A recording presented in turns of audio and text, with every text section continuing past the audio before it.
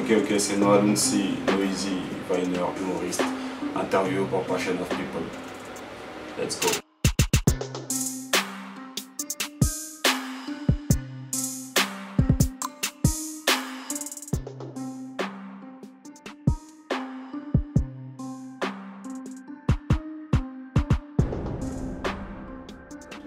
J'ai toujours voulu me tatouer parce que ça, je trouve que le tatouage c'est une manière de retranscrire énormément de choses.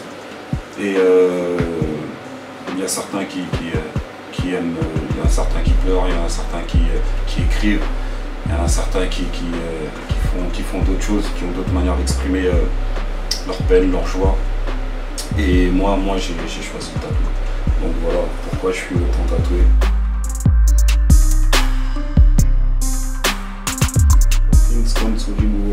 Tout vient à un point à qui sait t'attendre.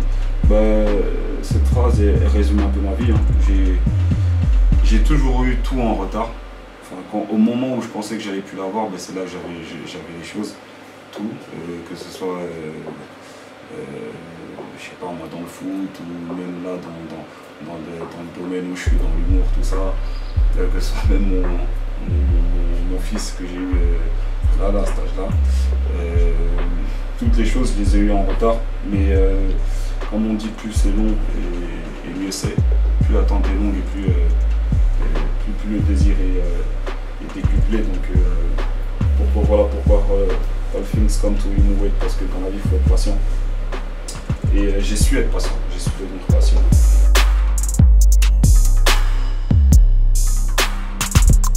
On va commencer avec celui de ma mère, c'est son portrait.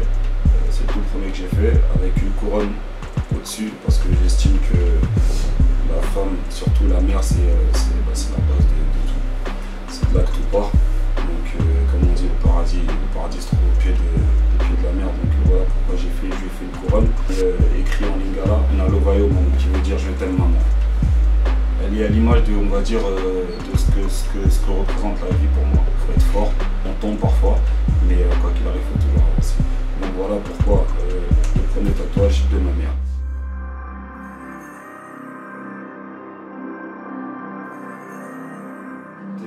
C'est un dos argenté qui est en train de crier. Pourquoi un dos argenté? Il peut, au péril de sa propre vie, se battre pour défendre sa tribu, sa famille. Et moi je suis comme ça.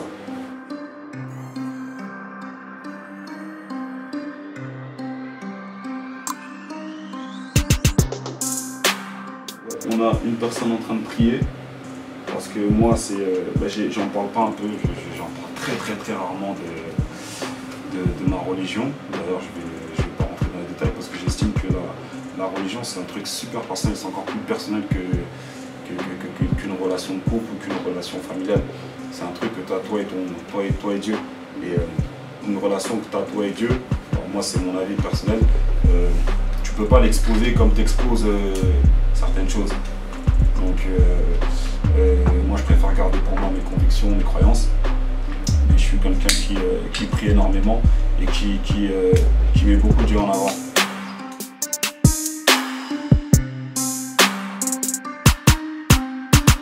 Salomon, ça c'est complexe un peu, c'est vraiment personnel. Ça, en fait, Salomon, si vous voulez, c'est un petit que j'ai connu, un petit que je considère comme mon fils, comme mon frère, comme l'un de mes meilleurs amis. Et Salomon, ce petit, si vous voulez, c'est un petit, il est prématuré, il est né prématuré et il a énormément de problèmes de santé. Parfois son pronostic vital, parfois il est engagé, enfin ça dépend des moments, mais c'est un petit qui est suivi énormément dans les hôpitaux et tout. Et voilà, il a toutes les galères du monde, mais le gars il est toujours positif en fait. Il est toujours positif, il est connu, il avait 6 ans, c'était le petit frère en fait de mon ex. Et ce petit, là, il se confiait pas souvent aux gens. Et quand moi je l'ai vu, je faisais des blagues et tout de suite il s'est confié à moi. Et le jour où je suis parti, je me rappelle, je suis parti en Asie, 2 jours après il est tombé malade. parce que je lui manquais, parce qu'il se sentait pas bien. Sa mère m'a appelé, m'a dit ça, et j'ai fondu en larmes parce que je me suis dit, putain, le mec il a toutes les galères du monde, et malgré ça il se soucie quand même de moi. Et ça m'a donné un coup de pied au cul, et ça m'a dit que voilà, tu vois, dans la vie il y a des choses plus importantes que on va dire les projets personnels, quoi. Il y a la santé déjà. La santé c'est super important. Tu peux rien faire si tu n'as pas la santé. Et avant de penser à ta gueule, pense d'abord, essaie déjà de penser aux autres et à ce que tu représentes pour les gens qui t'aiment. Parce que voilà, toi tu te dis peut-être que tu es une merde, que tu n'avances pas dans ta vie et tout, mais il y a des gens qui t'aiment et qui espèrent que tu iras loin. Et ça m'a vraiment fait c'était vraiment une leçon de vie que j'ai prise d'un petit 6 ans.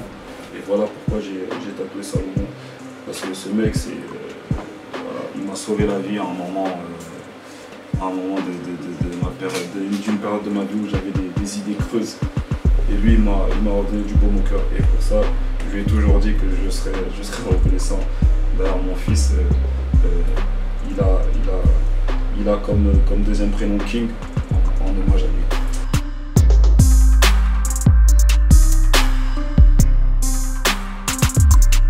Mon deuxième nom, c'est mon gars sûr, Gibson Jax. C'est un ami, un frère avec qui j'ai grandi. Je viens de Sevran, en 93. Tout le monde sait un peu comment c'est Sevran, patati patata. Et j'ai des amis proches avec qui j'ai grandi, avec qui on a fait les 400 coups. Mais parfois la vie t'enseigne qu'il y a des gens que tu peux rencontrer au hasard et ils ont une importance totale dans ta vie.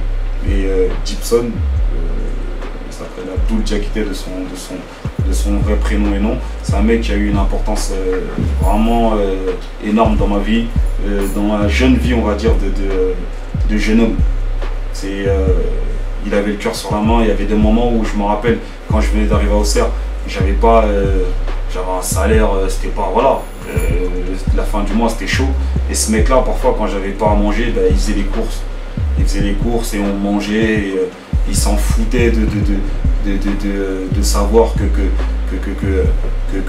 je venais chez lui pour manger, ou quand j'avais des galères, par exemple, que je sais pas, moi j'étais en galère à Paris pour rentrer, j'avais plus de train, le mec il venait me chercher en voiture, et je sais pas, en fait on a créé un lien qui dépasse l'amour, qui dépasse l'amitié, qui est vraiment, c'est le sang, quoi. C'est le sang, et ce mec là il sait que voilà, moi je suis là pour lui, il est là pour moi, il y a aucun problème. J'ai été dans des bagarres, il était dedans, des histoires d'amour, j'ai trompé ma copine, je me suis fait attraper, il m'a sauvé la mise, laisse tomber. Bref, c'est un ami, un vrai ami, et qui sait être là quand il faut. Donc voilà pourquoi il est là.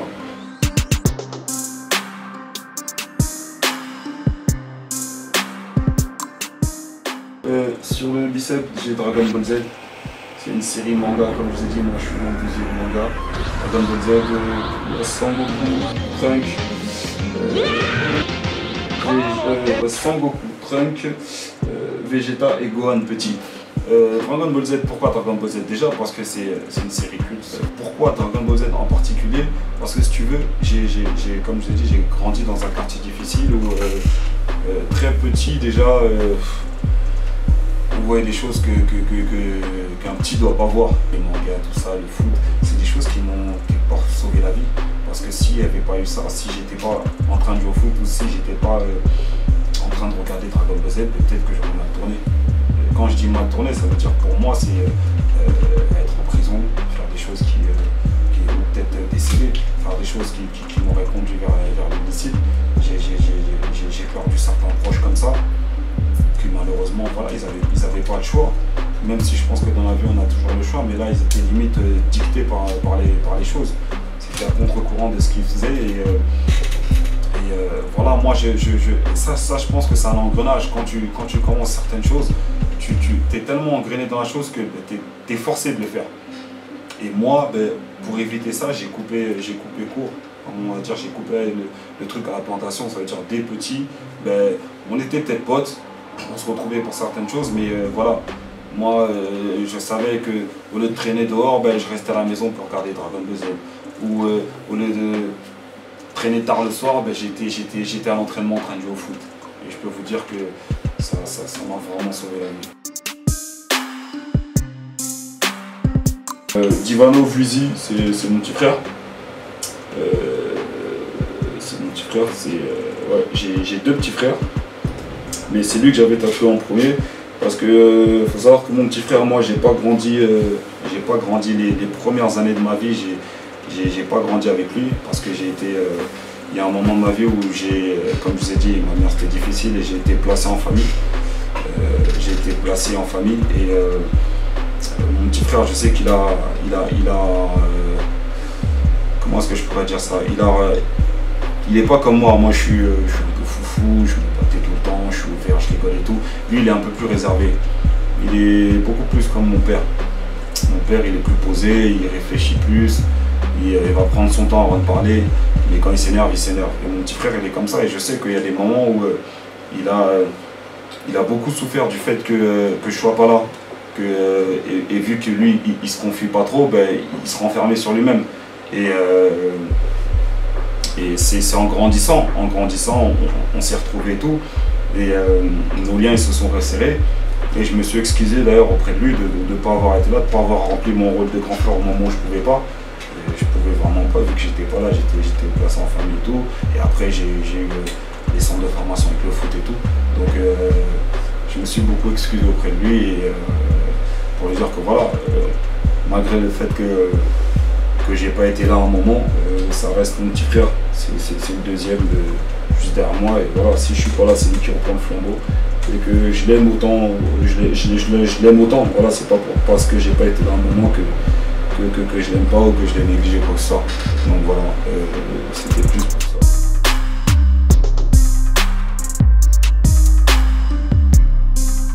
Kai, il faut savoir que c'est la grande sœur de mon ex. La grande sœur de Salomon, pareil, c'est une fille c'est une femme que j'ai rencontrée avant, bien avant, avant que je sois avec sa petite sœur ou quoi que ce soit. C'est une grande sœur, comme on peut avoir. J'ai eu des grandes cousines, j'ai pas mal de grandes cousines, mais elle, c'est vraiment la grande sœur que j'ai toujours rêvé d'avoir.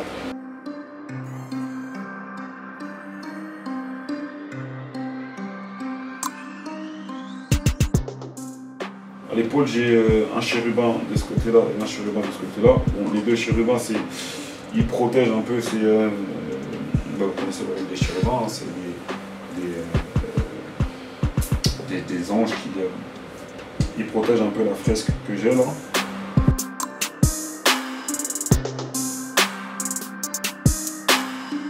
Ça rejoint la notion de famille que j'ai. Je suis beaucoup dépendant des gens. Et moi, je suis quelqu'un je suis énormément terre à terre. J'estime que sans les gens, t'es rien. Comme on dit, c'est l'homme qui fait l'homme. Donc c'est pour ça que je prends énormément de temps parfois pour parler avec des gens, même dans la rue, quand je vois des gens qui m'arrêtent et qui me disent mais tu nous parles comme si tu nous connaissais depuis. Je dis ouais, mais moi je suis comme ça, tu vois. Même que ce soit sur Snapchat, j'hésite pas à répondre aux gens dès que je peux. Ils me disent ouais, tu réponds, t'as pas la grosse tête malgré le nombre de personnes qui te suivent et tout. Moi j'ai besoin de ce ressenti, j'ai besoin de savoir la vie des gens, qu'est-ce qu'ils pensent, est-ce que c'est bien, est-ce que c'est pas bien. Je dis pas que je dépends d'eux pour faire certaines choses, non, les créations artistiques que je vais faire peut-être, ou les scénarios, c'est moi-même qui le fais. Mais j'aime bien avoir le ressenti. Par exemple, si je fais une vidéo et que les gens ils ont pas trop apprécié, j'aime bien savoir pourquoi ils ont pas apprécié, et pas juste dire ouais c'était nul, t'es nul. Non, mais dire ouais j'ai pas apprécié parce que là telle chute était pas. Ça c'est des choses constructives, des critiques constructives qui m'aident à avancer. Donc voilà pourquoi j'estime que I'm nothing without my people. Je suis rien sans les gens que j'aime.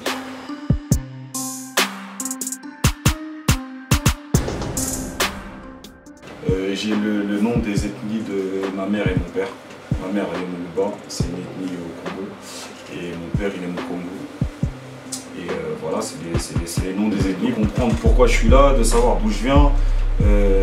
Voilà, j'aime bien parler, savoir pourquoi ci, pourquoi ça, pourquoi telle ethnie, quels sont les principes dans telle ethnie, quels sont, voilà, j'aime beaucoup savoir ce genre de choses-là. Et voilà, c'est entré en moi. Un mec cagoulé avec, un bandana, avec mes initiales et 93 et 95. 95 parce que avant d'être dans le 93, j'ai d'abord grandi un peu dans le 93. Après je suis parti un peu à Colombes dans le 92, mais c'était vite fait. Après je suis revenu dans le 95 pour finalement repartir définitivement dans le 93. Et le 95 et le 93, c'est des départements qui ont beaucoup joué pour moi. C'est là où j'ai fait mes 400. Voilà, toutes les conneries, les meilleures amitiés, mes gars sur qui je peux vraiment compter, c'est de là-bas qu'ils viennent. Le mec avec le bandana, c'est aussi par rapport à la culture rap dans laquelle on a grandi. Moi j'ai beaucoup grandi dans la culture rap West Coast. La West Coast des États-Unis, dans le rap français aussi. Je me rappelle un des premiers films que j'avais vu, c'était Menace to Society. Et à l'époque, on baissait tous nos pantalons. On baissait tous nos pantalons. Et ça m'avait marqué parce que c'était outre le film, en fait, c'était un vrai phénomène de société. En fait, ça traitait vraiment de la condition des Noirs aux États-Unis. C'était à une époque où il y avait énormément d'émeutes, dont les émeutes de Watts dans les années 90. Et c'est là qu'on voyait que, quelque part, en France, on vivait la même chose, mais on était un peu moins nombreux peut-être pour faire ce genre de choses, tu vois, pour créer pour se rebeller un peu comme ils l'ont fait aux États-Unis, tu vois, parce qu'aux États-Unis, quand ils se sont rebellés, c'est là que tu vois qu'il y a eu énormément de choses qui ont changé, que ce soit Martin Luther King, que ce soit Malcolm X, que ce soit les Black Panthers, toutes ces choses-là, Rosa Parks, tous ces personnalités noires ont contribué à faire que on va dire, l'homme noir aujourd'hui, il peut se regarder de haut et il peut être fier de ce qu'il est. Il peut même s'asseoir dans un bus sans qu'on lui dise lève-toi, parce que tu vois, il y a un blanc qui doit s'asseoir.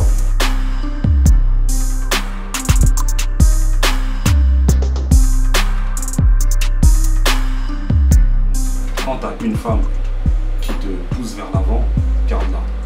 Elle estime que tu as su quelque chose en toi qui est là depuis longtemps, mais c'est juste tu as juste besoin de ces paroles à elle pour pouvoir éclore. Et voilà pourquoi j'estime que les femmes, c'est limite le thermomètre de la vie d'un homme. La femme, elle peut te tuer comme elle peut te sauver la vie. La preuve en est, c'est les femmes qui donnent la vie, tu vois. Et d'une manière magnifique d'ailleurs. Moi, quand j'ai vu la mère de mon fils mettre au monde mon fils, déjà que je respectais les femmes à un point pas possible, mais là j'étais stupéfait. C'est là que j'ai vu les miracles que Dieu peut faire, c'est incroyable. Et ça m'a conforté dans ce que je pensais, dans mon choix de dire que voilà, quand tu as une femme qui peut t'aider, accroche-toi à elle. Accroche-toi à elle parce que quand elle fait les choses, elle est sincère. Mais derrière, si tu fais n'importe quoi, tu vois, si tu fréquentes trop de femmes, tu peux te casser. Donc voilà pourquoi voilà pourquoi une femme en sous-vêtements, parce que ça représente le désir, le côté désir et attirant de la femme qui peut te faire du mal.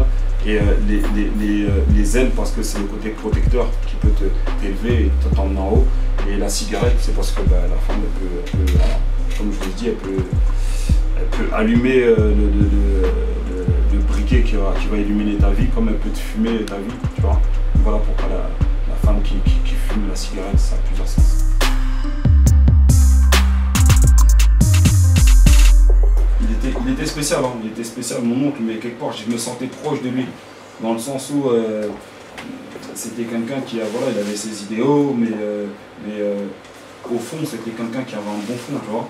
Et c'est vrai que sa mort, quand on a appris sa mort, moi, ça m'a vraiment, ça m'a choqué d'apprendre qu'il est mort. Non seulement qu'il est mort, mais qu'en plus, il est resté, son corps, c'est les voisins qui ont appelé la police c'est les voisins qui ont appelé la police parce que ça sentait un peu le moisi et tout, tu vois, pour te dire, ça veut dire il est mort et il pourrissait dans l'appartement. Et quelque part, je me suis senti responsable parce que je me suis dit, putain, si au moins j'avais fait l'effort d'être venu le voir, je sais pas, une fois, ou tu vois, j'aurais pu voir ça. Je dis pas que je l'aurais sauvé la vie, mais on aurait pu voir et on aurait pu lui faire des funérailles décentes, tu vois, plutôt que faire un truc où personne ne voit son visage et tout, tu vois. Et ça m'a vraiment choqué, ça m'a marqué.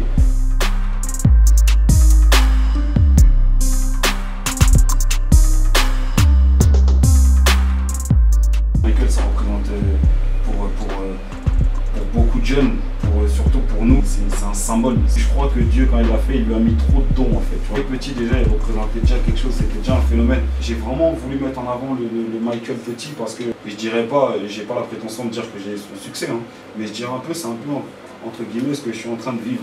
C'est-à-dire que Michael, quand il était petit, c'est quelqu'un de très renfermé, très timide. Et quand il est sur scène, c'est une autre personne, c'est une bête de scène, c'est le génie qu'on connaît. Il était beaucoup complexé par rapport à ce que lui disait son père, que ce soit son nez, que ce soit Moi, Dieu merci, je suis pas complexé par ça, hein. Bien au contraire, je suis content de tout ce que j'ai, ma grosse tête, mon gros nez, mes gros yeux. Malgré, tu vois, les critiques et le travail acharné que son père lui faisait faire, mais il fermait sa gueule et il travaillait, tu vois. Et quand tu vois où ça l'a emmené, enfin au succès et à la carrière qu'il a eue, tu te dis quelque part que tu as vu son père, certes, c'est bien et pas bien, parce que tu te dis son père, il lui a beaucoup fait du mal, mais c'était pour son bien. Mais quelque part, ça l'a pas arrangé parce que ça l'a complexé. Et derrière, vu que ça l'a complexé, ben, il a été amené à refaire son nez, tu vois, à refaire énormément de choses, tu vois. Moi, c'est ce visage-là angélique de Michael que je voulais garder.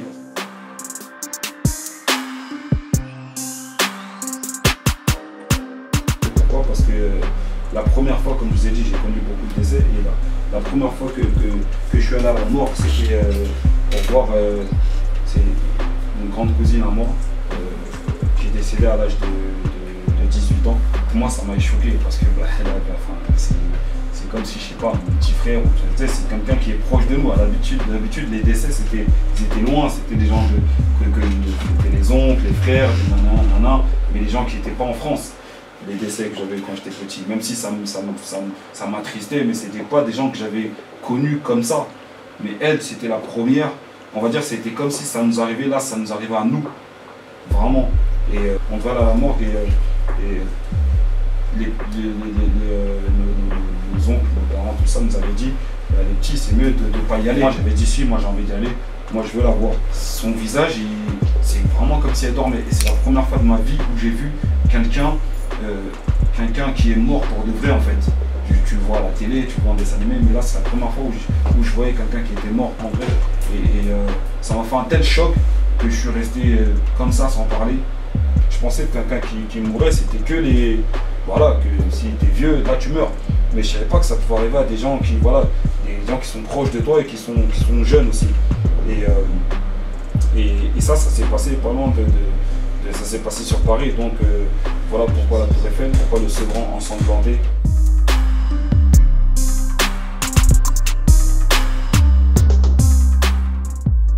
Là, le A avec les ailes, si tu veux, c'est le A de Asgard.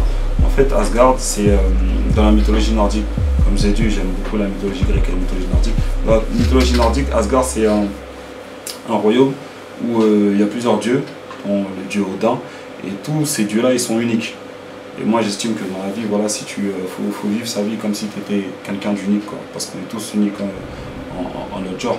Donc, voilà pourquoi le A avec les ailes. parce que voilà, en plus quand je l'ai fait, les gens, oh, t'es fou, t'es fou, t'es fou. Et dès qu'ils l'ont vu sur mon visage, ah mais en fait sur toi ça fait bien. Ouais, bon de connards. Et ça m'a fait super plaisir de faire cette interview. J'espère que vous allez prendre plaisir à la regarder. Parce que j'étais sincère, c'est la première fois que je me livre en plus sur mes tatouages, il y en a beaucoup qui me demandaient. Donc voilà, checkez l'interview, Passion of People, on va aller ensemble.